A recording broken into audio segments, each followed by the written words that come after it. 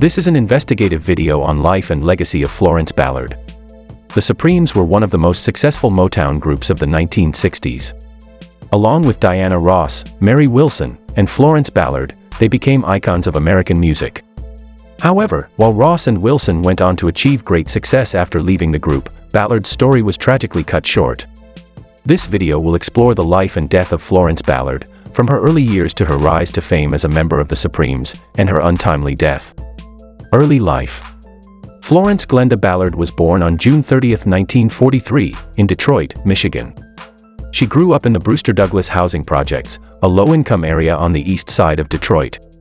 Ballard was the ninth of 15 children in her family. Ballard's health struggles began early in her life.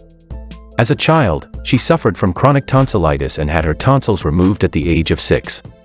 She also had a difficult childhood, with her father dying when she was 15 and her mother struggling to support her and her siblings. Despite these challenges, Ballard remained determined to pursue her dreams of becoming a singer. The birth of the Supremes. In 1959, Ballard joined a group called the Primettes, which was formed by Mary Wilson, Diana Ross, and Betty McGlown. The group was later renamed the Supremes, and in 1961, they signed with Motown Records.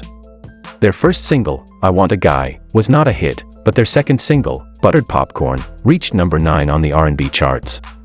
In 1963, the Supremes released their first number 1 hit, Where Did Our Love Go? The group continued to release hit after hit, with Ballard providing lead vocals on several songs, including He's All I Got and Love Is Like a Heat Wave.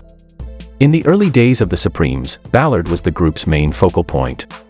Her powerful voice and dynamic stage presence drew audiences in, and she quickly became known as one of the most talented singers in Motown. However, as the group's success grew, tensions began to arise between Ballard and the other members, particularly Diana Ross. Ross was seen as the group's leader and often received more attention and praise than Ballard or Wilson. This led to Ballard feeling increasingly marginalized within the group, which exacerbated her already fragile mental health. In addition to the pressure of being a successful musician, Ballard also struggled with weight issues throughout her life. She was often criticized for her size and felt immense pressure to maintain a certain image. This pressure only increased as the Supremes became more successful and the public scrutiny intensified.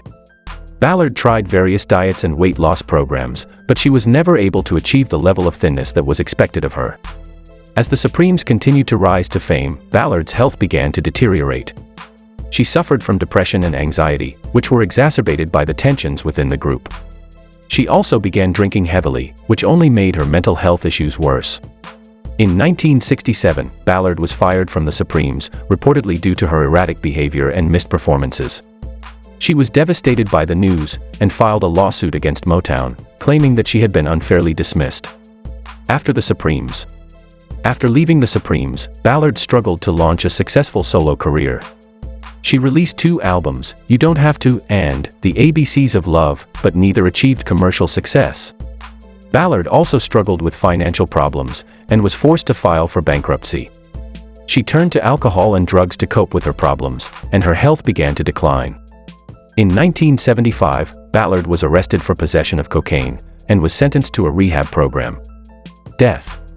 In 1976, Ballard died of a heart attack at the age of 32. She was living in poverty at the time of her death, and her funeral expenses were paid for by her former bandmate, Diana Ross. Ballard's death was a shock to the music industry, and her legacy as a talented singer and performer was cemented. In 1988, the Supremes were inducted into the Rock and Roll Hall of Fame, and Ballard was posthumously recognized for her contributions to the group's success. Florence Ballard's life was marked by incredible talent, personal struggles, and tragedy. Her contributions to the Supremes helped to shape the sound of Motown, and her legacy as a performer and singer continues to inspire new generations of musicians. See you on the next video.